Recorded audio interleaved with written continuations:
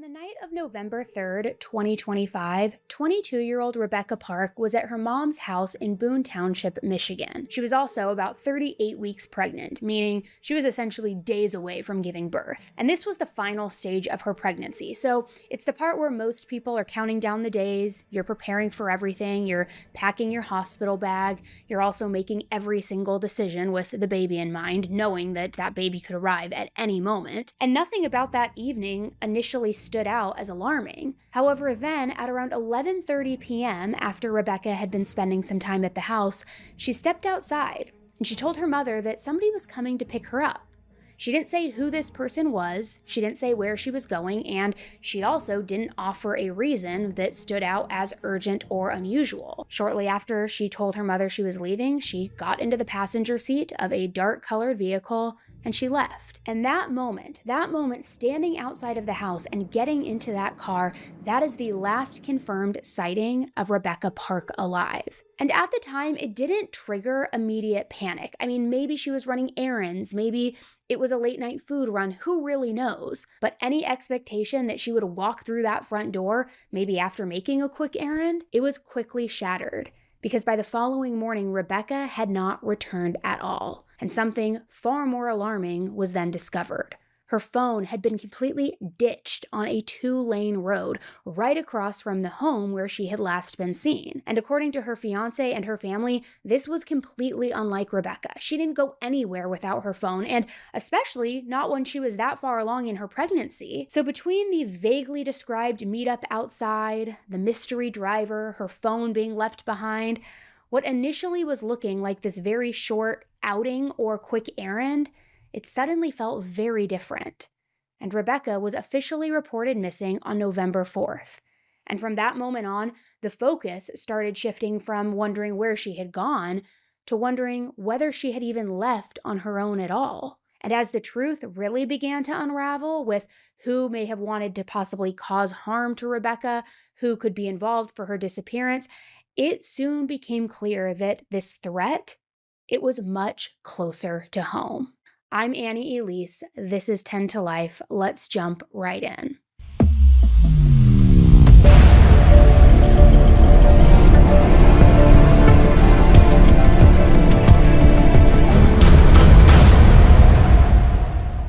Rebecca Park was a 22-year-old woman living in the Cadillac-Manton area in Michigan, and friends and family all described her as very caring, very connected, very deeply involved in the lives of the people around her. She wasn't somebody who just drifted in and out of contact or disappeared for long stretches of time.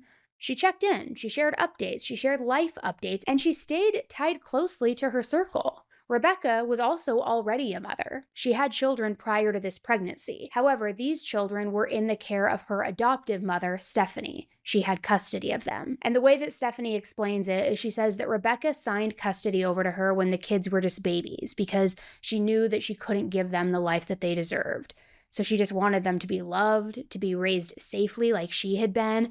And she knew that her adoptive parents, they could give the kids that life. They could give them all of that and more, which that's a very important detail in all of this because it tells us something about where Rebecca was at in her life. She wasn't just expecting a baby and was going to figure it out as she goes. She already knew the weight and the responsibility that comes with being somebody's mom. So the day that she had vanished, she had actually gone to the hospital because she was experiencing some concerns about her pregnancy. Her fiance told reporters that they thought that she may be going into labor early, which is why they went in. Sometimes you experience Braxton Hicks, I know I did. Sometimes things just pull and feel tight. And when you're that far along at 38 weeks, it usually is better to check rather than not, especially if you've already had children in the past, because not that it's, a concrete rule, but if you've already had kids, the likelihood of you delivering earlier than 40 weeks usually is higher. So she went to the hospital to check things out because she wasn't feeling right. So again, we're not talking about somebody who didn't care about her pregnancy or care about her baby. We're talking about a woman who was actively seeking medical care, making plans, and thinking about her baby's arrival. Now, I do want to say this, Rebecca's family life, it was not simple, far from it. Rebecca was adopted when she was about 1 year old, and her adoptive parents spent years trying to protect her as she got older, as she started navigating these more complicated relationships. And look, that protective instinct by her adoptive mother, it was rooted in real concern. There was some family turmoil with Rebecca's biological family. However, as she got older and as she became a mother herself, and as she was trying to just, figure out who she was, her identity, there started to be some reconnection. And that also caused a lot of concern. Rebecca's biological mother is a 40-year-old woman by the name of Courtney Bartholomew. And while she wasn't the woman who raised Rebecca, she was someone that Rebecca reconnected with later in life. And like I said, that reconnection, it raised some major red flags for Rebecca's adoptive mother, Stephanie. Stephanie said that there were people in Rebecca's biological family that she believed to be dangerous. And she tried to keep distance between Rebecca and those people and the bad influences whenever she possibly could. Despite those concerns, though, Rebecca did start spending time with her biological mother. And by the time that she was pregnant, this most recent time, Courtney was back in her life in a more involved way. In fact, Rebecca was actually staying at her house in the days leading up to her disappearance. And from the outside, it really appeared like Rebecca was just trying to balance relationships on both sides. The family who raised her and the biological family that she was working to rebuild a relationship with. And that kind of dynamic, we know, it isn't necessarily unusual, especially during major life moments like a pregnancy. I mean, for many adopted children, becoming a parent themselves, it can reopen all sorts of questions. Questions about identity, connection, where they came from, wanting your child to meet them, all sorts of these things. But now, when you look back on those concerns that her adoptive mother, Stephanie, carried for years, they're impossible to ignore. Because at the time that Rebecca went missing, investigators didn't realize just how close to home they would end up looking. And from the outside, this investigation looked very slow at first, and also, I will say, strangely quiet. As I said before, after Rebecca's phone was found on the side of the road, she was reported missing on November 4th. Law enforcement put out bulletins, search parties were organized, the community just really came together and completely rallied for Rebecca. A coordinated search effort took place today in Cadillac as volunteers continue looking for Rebecca K. Park, who's been missing since November 3rd. The community gathered earlier this morning to cover a large stretch of wooded land just west of town. Up North Live's Tony Lundy joins us from the Meijer in Cadillac, where the team actually first started searching today. Tony, what did searchers find out? What did they gather today? Well, Melissa, they chose this Meijer because they felt like it was a central place for everybody to meet, and it gave plenty of room to organize for a large turnout like they had. Dozens of volunteers checked in here around 10 this morning. They had a quick little meeting, and they made their way out to go out and be a part of the search. After gathering at Meijer, the search party caravaned to West 26 Road and South 21.5 Road, an area organizers believe needed another thorough sweep. This is awesome. We have a great community, and it's great to see a community to come together when somebody is in trouble and needs help. So I am a mother, I'm a grandmother, and when somebody needs help, I just have a big heart. Volunteers lined up an arm's length apart, working in a tight formation to make sure no patch of ground went unchecked. Off-road vehicles and a search dog helped widen the grid, giving crews more reach through the wooded terrain. Also joining the search was the Clandestine Investigative Authority, a professional search group out of Clare County.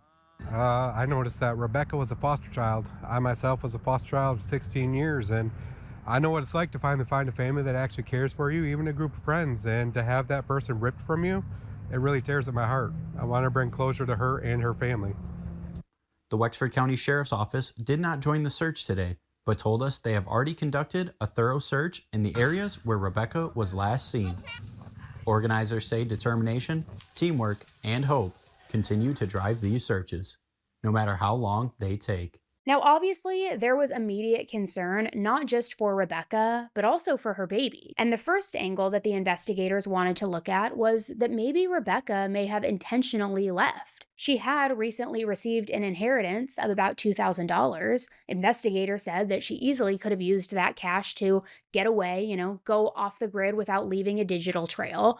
She could have easily used cash. She didn't have to leave behind any evidence through bank statements. She also could have intentionally left her phone behind so that there wouldn't be phone pings. It could have been possible, but the longer that she was gone, the less likely that theory seemed. And everybody just wanted her to come home. But then weeks went by, all with very limited public information being released. But then, about 3 weeks after Rebecca disappeared, on November 25th, searchers made a devastating discovery. A woman's body had been found, and it was just lying there abandoned in a local national forest. So exactly 3 weeks after Rebecca Park was reported missing, these searchers found a body in a nearby national forest. And it was 2 days before Thanksgiving, and this body, it very closely resembled Rebecca. Earlier today at approximately 2:16 p.m., a body was discovered in the Manistee National Forest not far from here. Currently the Wexford County Sheriff's Office, the Michigan State Police, and the Michigan State Police Crime Lab are investigating that scene. The young lady that was found resembles Rebecca Parks, a young lady that went missing on November 4th, and we are currently actively investigating that. So if you have anything you want to say, or if there's any questions. Just repeat you said appears to look like her? Yes, appears to resemble. It resembles Rebecca Parks. So you're not saying for sure that it is Rebecca Parks? We cannot confirm until the autopsy is performed. What about the clothing she was wearing? Was that similar to the clothing she was described leaving? I know there was 2 descriptions, but... We can't answer that. Yeah, no comment on that. But there, I'm sorry, go ahead. I was just going to say the area that she was found in, this body was found in, was it one of the areas that had already been searched by police or from that group? It was not searched by that group. It wasn't no formal search party in that area. Citizens were searching it today, and they found the body. Well, that area had been searched just by people in general, don't you think? Yes, I think so.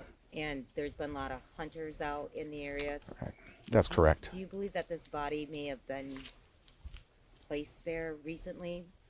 I don't have any comment on that at this time. Okay. This is a very active investigation. There's a lot of moving parts, and we will, Sheriff will give updates as soon as it becomes available, but right now it's very active, so we have a lot of detectives and department members working on this.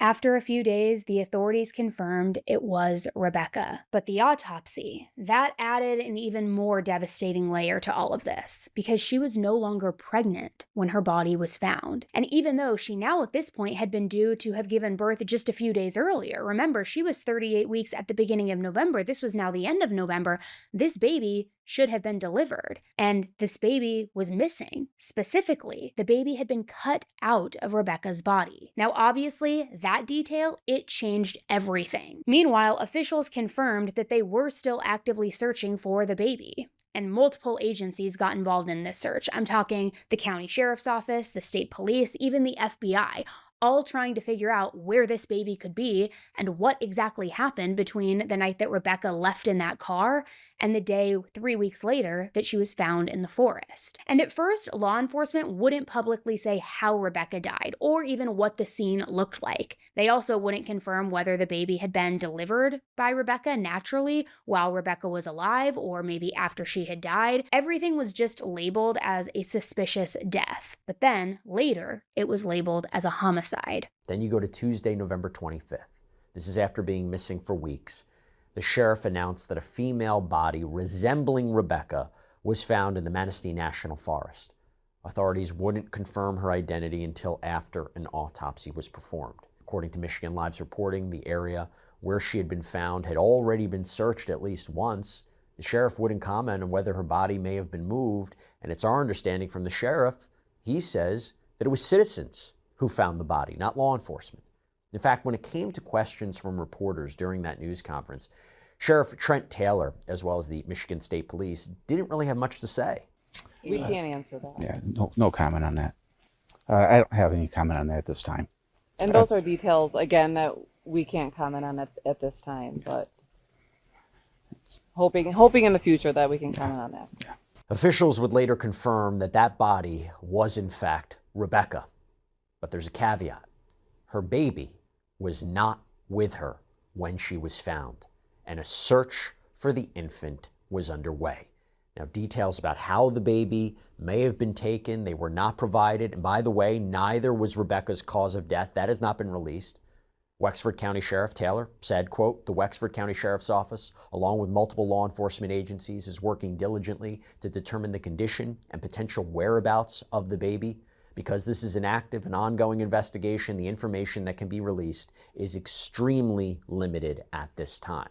Now, for people watching from the outside, it kind of felt like these updates were coming in at a snail's pace, honestly. Just little bits here and there. I mean, a body had been found, but no baby? Okay, well, give us more. What's going on here?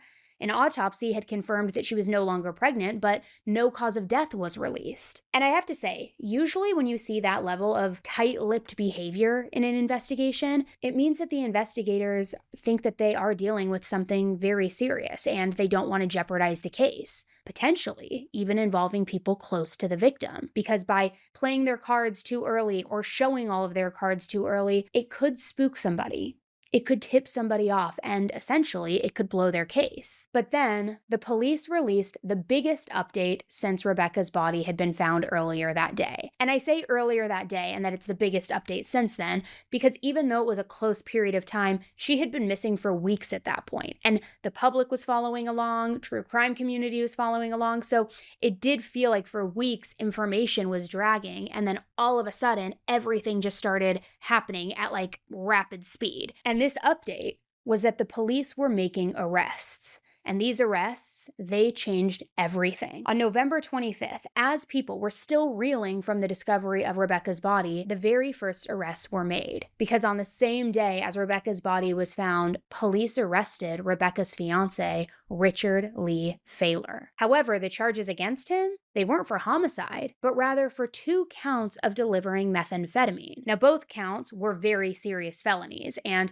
prosecutors also charged Richard as a habitual offender, which carries a heavier sentence. So, all of that to say, on a day when the community was desperate for answers about how Rebecca had died and what had happened to her unborn baby, the very first arrest made was for a drug crime. And this threw everything into chaos. Then, in the early morning hours of November 26th, so not long after the first arrest, just a day later, the police took another step forward. This time they arrested Rebecca's 21-year-old sister, Kimberly Park. Kimberly was charged with tampering with evidence, lying to a police officer during a violent crime investigation, and filing a false report of a felony. Court documents allege that she gave investigators misleading or false statements, and at one point she reportedly filed a false report accusing a detective of assault, which that charge alone did raise a lot of eyebrows, but it was never said if these charges were related to Rebecca's death.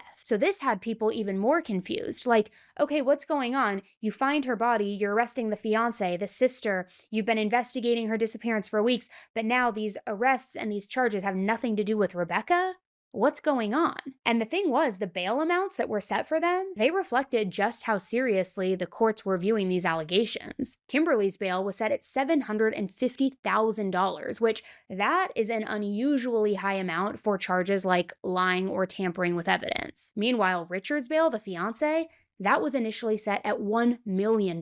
So really, this just once again shows how truly severe the court was treating these drug-related charges. New developments tonight after the body of Rebecca Park was discovered in the Manistee National Forest. Rebecca's fiancé and sister are now behind bars as the death investigation widens. 21-year-old Kimberly Park now being held on a $750,000 bond, with the judge today calling her a flight risk. Richard Fahler, Rebecca's fiancé, is being held on $1 million bond and being called a threat to the community. The charges come just a day after a body resembling Park was discovered by searchers in the Manistee National Forest, with police, as we showed you last night at 5 o'clock, descending on that Boone Township property, making a series then of arrests. So again, just to recap, within roughly 24 hours of the very disturbing and grim discovery of Rebecca in the woods, 2 people closest to Rebecca, her fiancé and her own sister, were behind bars, and her unborn baby was still missing. As I said, the cause of death was not public, and the investigators had not tied these arrests to the homicide at this point. So the community was, of course, left with more questions than answers, which, for the public,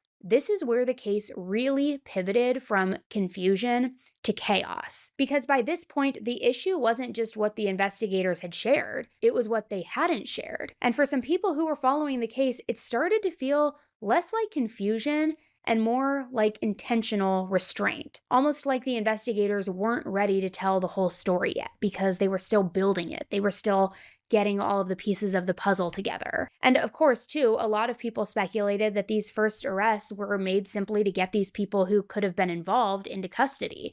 That way they wouldn't flee. They wouldn't have the opportunity to taint a witness, to cover their tracks, to flee, as I just said.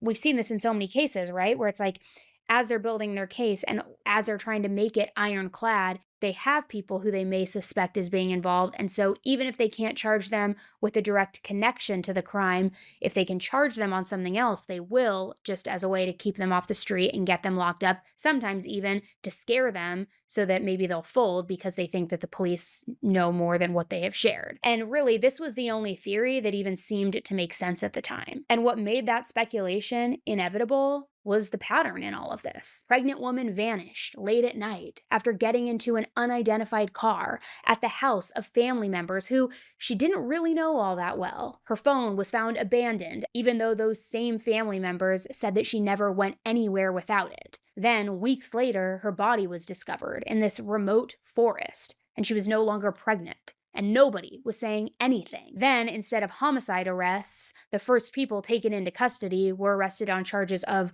drugs, lying, and evidence tampering. How does this make sense? I mean, if Rebecca's disappearance had been a random act of violence, surely the investigators typically would have said that. If there was no threat to the public or the community, that reassurance likely comes pretty quickly. I mean, it usually does. But here, there were no statements like that. Just very careful wording, very limited releases, and an emphasis on patience. So that led many people to start asking some underlying questions. Who exactly was Rebecca with the night that she disappeared? Did she even get into that car? Why was her phone separated from her almost immediately? And if the people closest to her were allegedly lying or interfering, what were they trying to hide? It also became hard to ignore how law enforcement was moving through this case. Investigators appeared to be isolating issues one at a time, almost like they were just trying to clear out obstacles before laying out the bigger picture.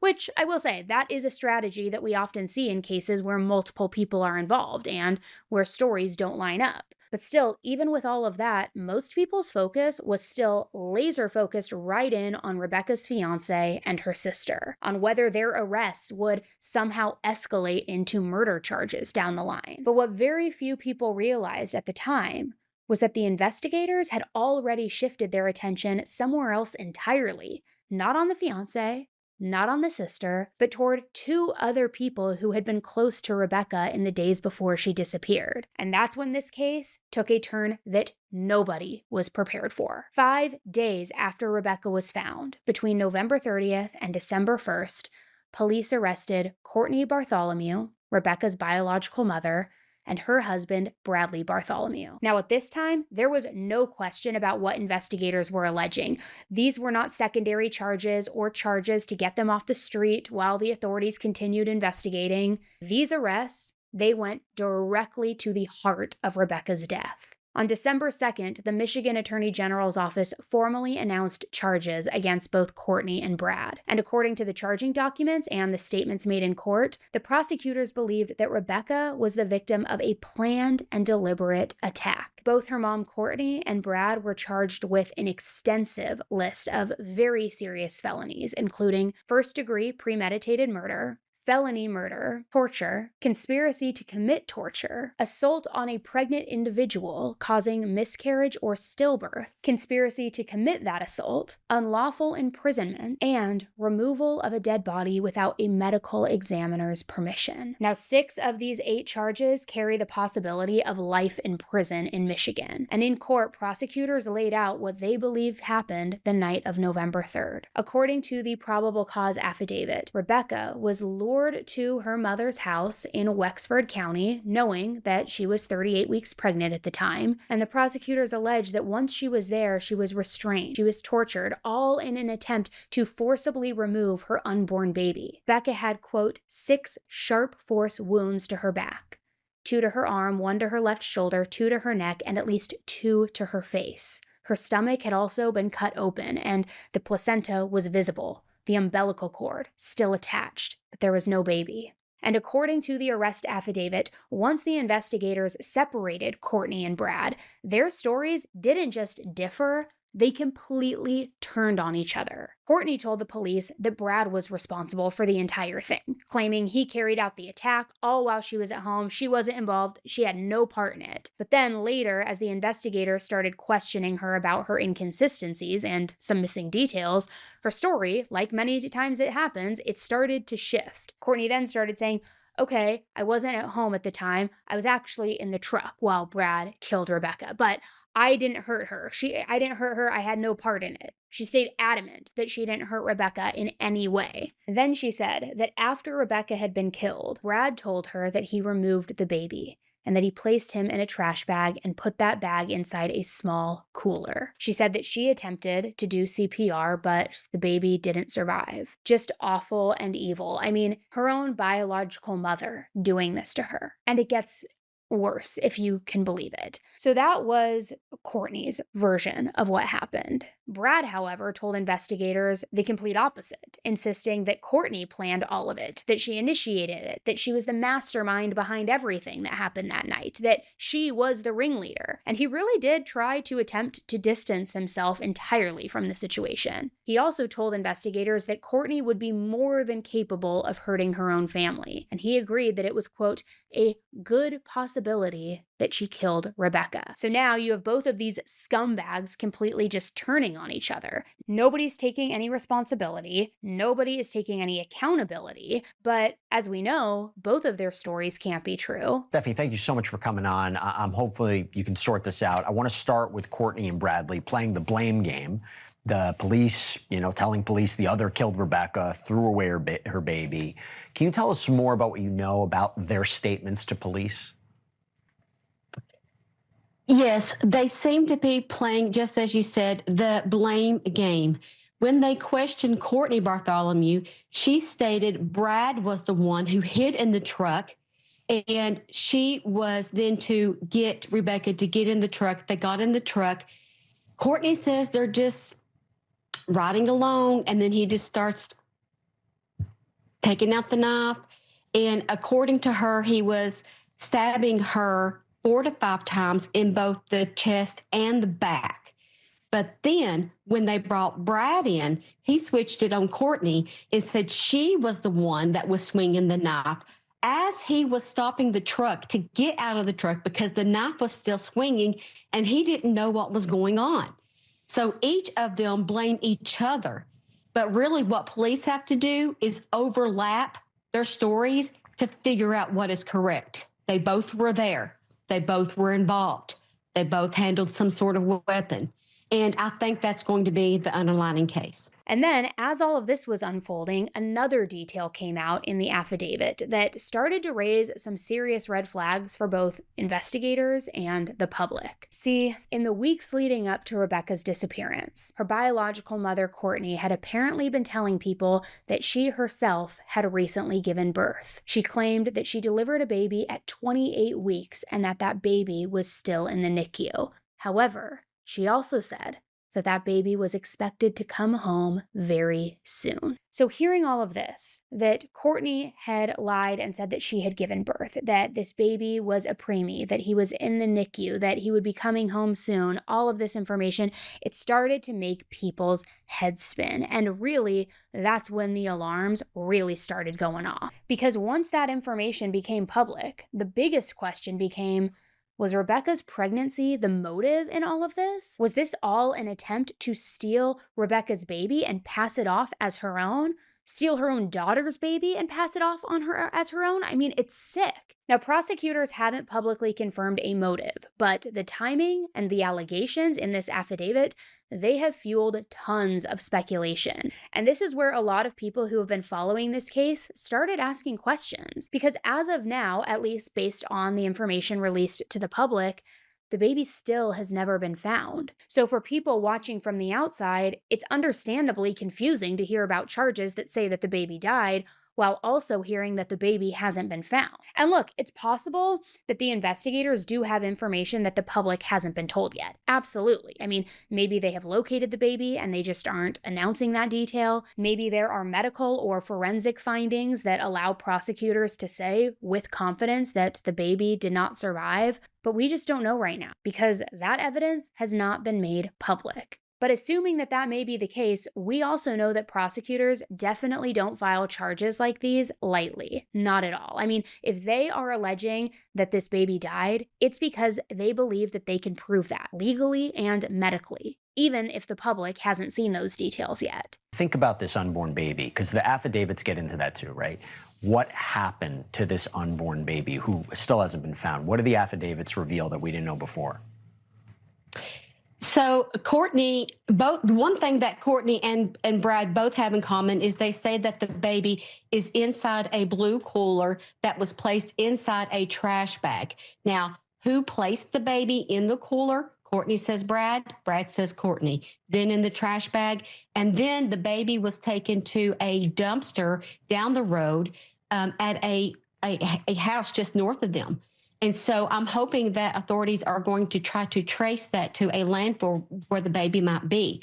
Who put the baby in the cooler? That's a good question. They both say each other. And the most shocking part of this is Courtney took that baby home, even though the baby had already passed away, and took it to her bedroom and tried CPR for an additional 15 minutes before they decided to discard of the baby boy. Oh my gosh. And I'll say, look, recovering the baby is not only important from a human point of view and an emotional point of view and a justice point of view, but from a forensic point of view, can obviously say a lot. And I also just want to make a quick mention. We know that people were out there searching for Rebecca for weeks before she was ultimately found, right? I have seen some speculation out there that the area in which Rebecca was found had already been searched, and then she wasn't there, and then later was found there. So there's been rumor that her biological mother and her husband essentially moved her body after or during the search. That has not been confirmed anywhere. And actually, according to documents and police records, they say that the area in which Rebecca was found had never been searched. So I just want to say, as of now, that detail has not been verified, I should say. And it's just another rumor out there. Now, during the arraignment, the prosecutor did not sugarcoat anything. She even described the alleged actions as, quote, evil personified. And honestly, that was the only phrase that even came close. And she laid out a version of events that was intentional, prolonged, and absolutely brutal. Because when prosecutors finally described the attack on Rebecca, the court heard the truth, the very dark truth, that Rebecca was actually kept alive during the entire thing, that her unborn child was removed from her body while she was still conscious. I hate to repeat it, but to create a record in this case as well, I think no bond or being held without bond is appropriate. Again, this is a case of premeditated torture and murder. These two individuals created a plan, conducted research. Ms. Bartholomew brought Rebecca to their home. They forced her into another vehicle and took her into the woods, where they stabbed her, forced her to lie on the ground while they cut her baby out, and ultimately caused her death and the death of the baby. They then left Rebecca in the woods. This is, frankly, evil personified, and I would ask the court to hold her without bond. Now, if those allegations hold up, and if that is really what went down in this case, we are talking about one of the most disturbing crimes that Michigan prosecutors have brought forward in years. And because of that, because of the sheer severity of what they say happened, the judge obviously didn't hesitate. I mean, no bond for either one of them, not for Courtney and not for Brad. They were ordered to remain in custody, and that's exactly where they have been as this case moves forward. However, that didn't stop Courtney from trying to get out, trying to weasel her way out. During her court appearance, despite the severity of the charges and the very graphic allegations that were laid out by prosecutors just moments earlier, Courtney had the audacity to ask the judge for what was essentially home confinement. She requested to be placed on home confinement with monitoring, basically house arrest with ankle monitoring, arguing that she needed to care for her 14-year-old child, which, let that just sink in for a second. This was a hearing where the court had just been told that a pregnant woman was allegedly tortured, kept alive, and had her baby forcibly removed while she was still awake. And the judge had already made it clear that bond was not even appropriate given the nature of this case. Yet Courtney still stood there and asked to go home, using the excuse that she had to care for her 14-year-old child. I mean, I don't know if I need to outline the parallels in that in black and white for how batshit turned around that is. Care for your child. Hello, you're being charged with brutal actions against your other child. What are you even talking about here? So, I mean, the judge, of course, denied that request. And when you check out the footage, which I will play here in a second, it's hard to ignore how jarring that moment is. Not just because of what was asked, but because of how it was asked. It was right after prosecutors described one of the most horrific allegations imaginable, and Courtney's focus just shifted to her own comfort, her own circumstances, her own needs. It was one of those moments that luckily didn't change the legal outcome, but it said a lot. Anything else, counsel? No, thank you. No, thank you. All right. Your Honor, Thank you, can I Jill. say something? Mr. Hartel? If it's only applicable to bond, I wouldn't be opposed to it, as long as it's not about the underlying case. It's only about bond. All right. I am willing to work with the prosecutor.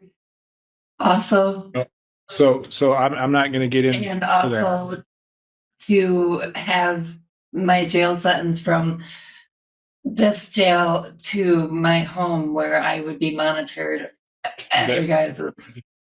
That is something I have no control over. I am not most likely than not, I will not be your sentencing judge. I just need to be able to take care of him. I'm the only one that has custody of him.